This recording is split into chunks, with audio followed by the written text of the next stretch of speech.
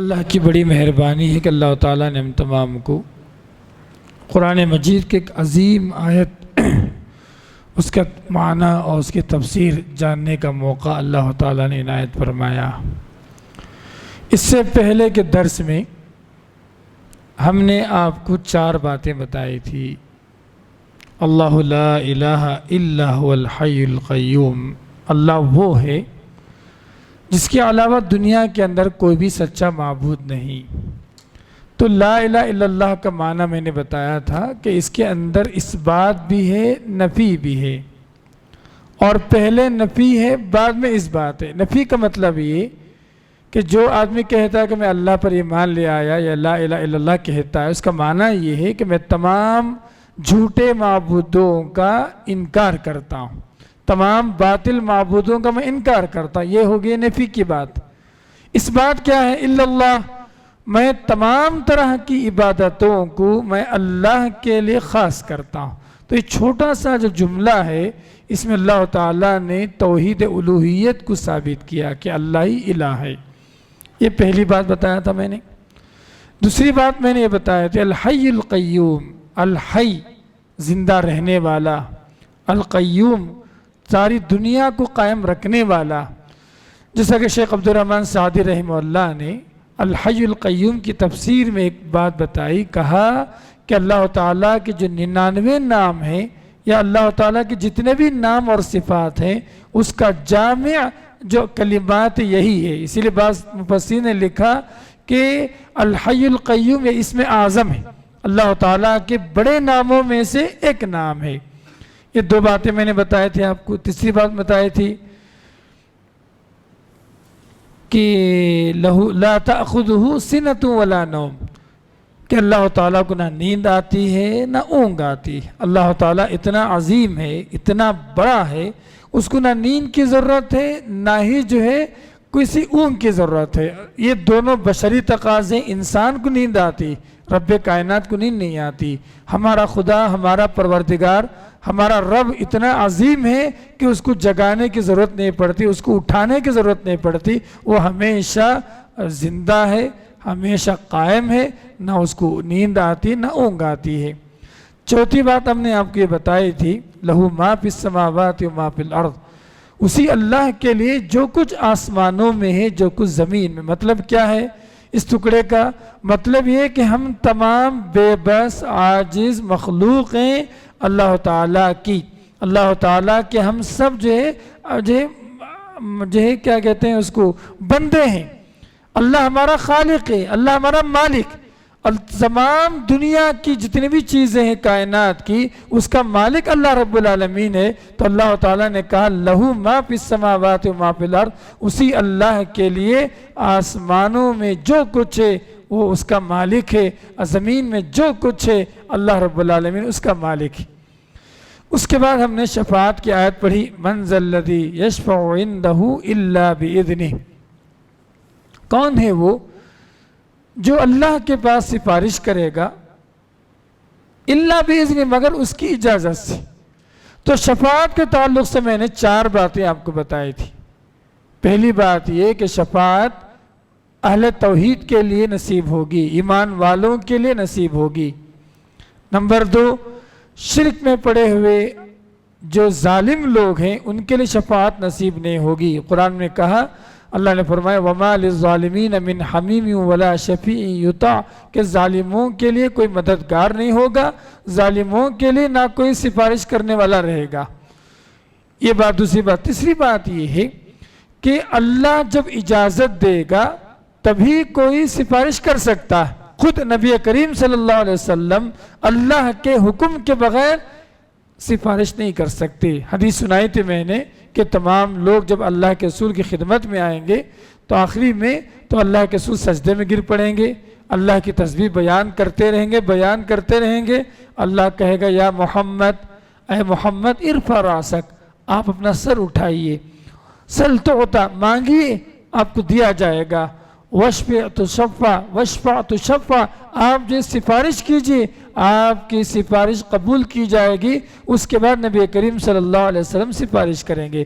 تو معلوم یہ پڑا سفارش کرنے کے لیے اللہ کا حکم ہونا ضروری ہے۔ چوتھی بات جو آخری بات میں نے بتائی تھی کہ کون کس کے لیے سفارش کرے گا، یہ بھی اللہ تعالیٰ کے حکم سے ہوگا۔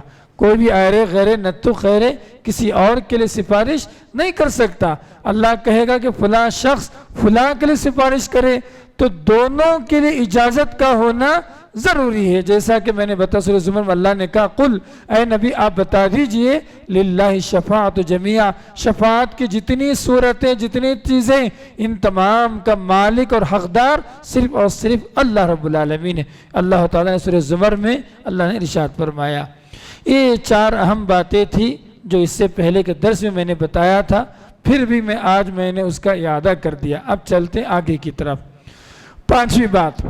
پانچویں بات یہ آیت الکرسی کے تعلق سے اللہ نے فرمایا یعلم ما بین ایدیہم وما خلفہم، اللہ جانتا ہے جو اس کے آگے، جو ان لوگوں کے آگے ہے، جو ان کے پیچھے۔ تو کیا مطلب ہے اس میں؟ اللہ تعالیٰ سے کوئی بھی بات مخفی نہیں ہے۔ اللہ تعالیٰ کے علم کو ثابت کیا گیا۔ قرآن مجید اگر آپ پڑھیں گے اللہ تعالیٰ نے کئی مقامات پر اللہ تعالیٰ کے علم کو اللہ نے ثابت کیا۔ کہیں پر اللہ نے کہا یعلم خائنۃ الاعین وما تخفی الصدور۔ سورہ مومن میں اللہ کہہ رہا ہے کہ اللہ تعالیٰ نگاہوں کی خیانت کو جانتا۔ اگر کوئی آدمی آنکھوں سے اشارہ کرا برے مقصد کے تحت، یہ جو آنکھوں کی جو خیانت، یہ آنکھوں کا جو اشارہ اللہ تعالیٰ اس کو بھی جانتا۔ وَيَعْلَمُ مَا فِي الصُّدُورِ، کہ جو انسان دلوں کے اندر چھپاتا ہے، کینہ، کپٹ، بغض، عداوت، دشمنی اور جو اسی طریقے کی جو حسد، یہ جتنی چیزیں ہیں انسان جو دلوں میں چھپا کے رکھتا ہے اللہ تعالیٰ اس کو بھی جانتا۔ کہیں پر اللہ تعالیٰ نے کہا کہ اللہ تعالیٰ کے علم کے بغیر ایک سوکھا ہوا پتا اس کے درخت سے نہیں گرتا۔ اللہ تعالیٰ نے اپنے علم کو بیان فرمایا۔ تو یاد رکھیے کہ ایمان کو بڑھانا چاہتے ہیں، ایمان کو بڑھانا چاہتے ہیں، گناہ کو چھوڑنا چاہتے ہیں، یہ اللہ تعالیٰ کے علم کے تصور کے بغیر انسان جو ہے یہ دو چیزیں نہیں کر سکتا۔ سورہ صافات میں حامیم سجدہ میں اللہ تعالیٰ نے کہا کہ اکثر لوگ گناہ کرتے ہیں۔ کیوں کرتے ہیں گناہ؟ اس کی بڑی وجہ یہ ہے کہ اللہ تعالیٰ کو یہ گناہ نہیں معلوم، کہ اللہ نہیں جانتا اس گناہ کو۔ اسی گمان پر لوگ گناہ کرتے ہیں۔ اللہ نے کہا کہ وَذَلِكُمْ ظَنُّكُمُ الَّذِي ظَنَنْتُمْ بِرَبِّكُمْ أَرْدَاكُمْ، یہ جو تم اپنے رب کے بارے میں جو بدگمانی کر رہے ہو، یہی بدگمانی تمہیں ہلاک کرنے والی۔ تو یاد رکھیں جب ہمیں معلوم ہے کہ اللہ ہر چیز کو جانتا ہے، آدمی گناہ چھوڑ دے گا، غلطی چھوڑ دے گا، نافرمانی چھوڑ دے گا، توبہ کرے گا، اللہ کی طرف پلٹے گا۔ اسی لیے قرآن حکیم میں بار بار اللہ تعالیٰ نے اپنے علم کو بیان فرمایا۔ یہاں پہ کہہ رہا ہے یعلم ما بین ایدیہم وما خلفہم، اللہ کے لیے کوئی بھی چیز مخفی نہیں ہے، اللہ تعالیٰ کے لیے کوئی بھی چیز پوشیدہ نہیں ہے۔ ان اللہ لا یخفی علیہ شیء فی الارض ولا فی السماء، نہ آسمان میں کوئی چیز پوشیدہ ہے نہ ہی زمین میں اللہ کے پاس کوئی چیز پوشیدہ۔ اللہ تعالیٰ ہر چیز کو جانتا، اللہ تعالیٰ کو ہر چیز کا علم ہے۔ لوگ مثال دیتے ہوئے سمجھاتے ہیں مفسرین نے کہ جو اللہ تعالیٰ کا علم اتنا عظیم ہے کہ اگر کوئی کالی چونٹی ایک کالے پہاڑ پر ایک جو ہے اندھیری رات میں چلتی ہے، ایک کالی چونٹی کالے پہاڑ پر اندھیری رات میں اگر چلتی ہے تو اس چونٹی کے چلنے کو بھی اللہ تعالیٰ دیکھتا، اس چونٹی کے چلنے کی آواز کو بھی اللہ تعالیٰ جانتا۔ اللہ اکبر، اللہ سے کوئی بھی چیز مخفی نہیں۔ ان اللہ لطیف خبیر، بے شک اللہ تعالیٰ بڑا باریک بین ہے، بڑی خبر رکھنے والا۔ قرآن حکیم میں بار بار اللہ تعالیٰ کے علم کو ثابت کیا گیا۔ تو یہاں بھی اللہ فرما رہا ہے اور بھی ہے دیکھیے اس کے بعد کیا پڑھیے وَلَا يُحِيطُونَ بِشَيْءٍ مِّنْ عِلْمِهِ إِلَّا بِمَا شَاءَ، وہ لوگ نہیں جانتے ہیں اس کے علم میں سے کچھ بھی مگر وہ جو چاہے۔ اللہ تعالیٰ نے کوئی بات بتا دی وہی جانتے ہیں۔ اللہ نے کوئی بات نہیں بتائی، دنیا کا کوئی بھی آدمی اس کو نہیں جان سکتا۔ تو اللہ تعالیٰ کا علم ہر چیز پر گھیری ہوئی، اللہ تعالیٰ کا علم ہر چیز پر محیط ہے۔ وَقَدْ أَحَاطَ بِكُلِّ شَيْءٍ عِلْمًا، اللہ نے کہا کہ اللہ کا علم ہر چیز پر محیط ہے۔ آدمی جو بھی کرے گا اللہ کو معلوم ہے، اللہ کو اس کی اطلاع ہے، اللہ تعالیٰ کو اس کی خبر۔ یہ نہیں سمجھنا بندہ اللہ نہیں جانتا۔ تو بندے کی سب سے بڑی خرابی یہ ہے اکثر جو گناہ کرتا ہے کہ اللہ کو نہیں معلوم، اللہ جو ہے اس کی پرواہ نہیں کرتا۔ نعوذ باللہ، ایسی بات نہیں۔ اللہ تعالیٰ مہلت دیتا، اللہ تعالیٰ موقع دیتا تاکہ ہم اس گناہ کو چھوڑ کر اللہ کی طرف پلٹیں، توبہ کریں، استغفار کریں، رب ذوالجلال سے اس غلطی کی تلافی کر لیں۔ یہ ایک موقع ہے، ایک اپارچونٹی سدھرنے کا۔ یہ نہیں سمجھنا کہ ہمیں عذاب نہیں ہوگا، اللہ کی پکڑ نہیں ہوگی، ایسا جو ہے غلط فہمی جو ہے ہرگز ہرگز نہیں ہونی چاہیے۔ اتنی بڑی عظیم بات اللہ تعالیٰ نے اس آیت میں جو ہے بیان فرمایا۔ چلیے اور 3 باتیں ہیں اس آیت الکرسی کے تعلق سے، جی شاید 5 یا 6 بات ہے۔ اللہ فرمایا وسع کرسیہ السماوات والارض۔ آیت الکرسی کو آیت الکرسی اس لیے کہا جاتا ہے، اس لفظ میں کرسی کا لفظ آیا، وسع کرسیہ السماوات والارض، اس کی کرسی وسیع ہے، محیط ہے آسمانوں پر اور زمین پر۔ یہ کرسی کیا ہے؟ اس میں بہت ساری باتیں ہیں، بہت ساری غلط باتیں ہیں۔ میں آپ کو 2 باتیں بتاتا ہوں، سلف صالحین اس کا کیا عقیدہ رکھتے تھے کرسی کے بارے میں۔ نمبر 1، کرسی جو ہے موضع القدمین، حضرت عبداللہ بن عباس رضی اللہ تعالیٰ عنہما نے ترجمہ کیا کہ موضع القدمین، اللہ رب العالمین کے 2 قدم کی جگہ۔ یہ قدم کیا ہے نہیں معلوم، ٹھیک ہے، یہ جگہ کیا ہے یہ نہیں معلوم، کیونکہ یہ متشابہ آیات میں سے ہے، یہ متشابہ آیات میں سے ہے، اس کی تفسیر نہیں ہو سکتی، اس کی مثال نہیں دے سکتے، اس کی کیفیت بیان نہیں کر سکتے۔ یہ پہلی بات ہو گئی۔ دوسری بات کیا ہے، یہ کرسی کا جو لفظ آیا اللہ تعالیٰ نے جو بیان فرمایا، اس کی تفسیر ہم نہیں کر سکتے، اس کا معنی ہم نہیں بتا سکتے، ابھی بتا دیا میں۔ دوسری ایک روایت کے اندر جس کا معنی یہ بتایا گیا کہ اللہ تعالیٰ کا عرش 7 آسمان کے اوپر ہے، آسمان کے اوپر اس کی جو ہے عرش ہے، عرش کے اوپر کرسی ہے، ٹھیک ہے نا۔ کرسی جو ہے اس کی جو چوڑائی اور جو لمبائی ہے یہ زمین و آسمان سے بھی بڑھ کر ہے۔ اللہ تعالیٰ کی ایک ایسی مخلوق ہے، کرسی اللہ تعالیٰ کی ایک ایسی مخلوق ہے جو آسمان اور زمین سے بھی بڑی۔ اللہ نے کہا نا یہاں پر وسع کرسیہ السماوات والارض، اس کی کرسی محیط ہے، گھیری ہوئی ہے آسمان اور زمین کے برابر۔ تو اس سے بڑی جو مخلوق ہے عرش، کرسی سے جو ہے میرے آپ جسامت کے اعتبار سے یہ کیا ہے، یہ عرش جو ہے بہت بڑا ہے، بہت وسیع ہے، جیسا کہ حدیث کے اندر یہی عقیدہ سلف صالحین کا ہے۔ اس کے علاوہ جتنی باتیں کرسی کے تعلق سے بیان کی جاتی ہیں تمام کی تمام باتیں سلف صالحین سے ثابت نہیں ہے۔ تو کرسی کے تعلق سے کوئی مثال نہیں دے سکتے ہم، کرسی ایسی ہوگی، کوئی کیفیت بیان نہیں کر سکتے، اس کا رنگ ایسا ہے، اس کی ساخت ایسی ہے، کوئی کیفیت بیان نہیں کر سکتے۔ امام مالک رحمہ اللہ نے بڑی پیاری بات سمجھائی۔ ایک آدمی آیا، آگے کہا ثم استوى علی العرش، اللہ تعالیٰ عرش پر مستوی ہوا، تو کیا مطلب ہے اس کا؟ تو استوا کا معنی کیا ہے؟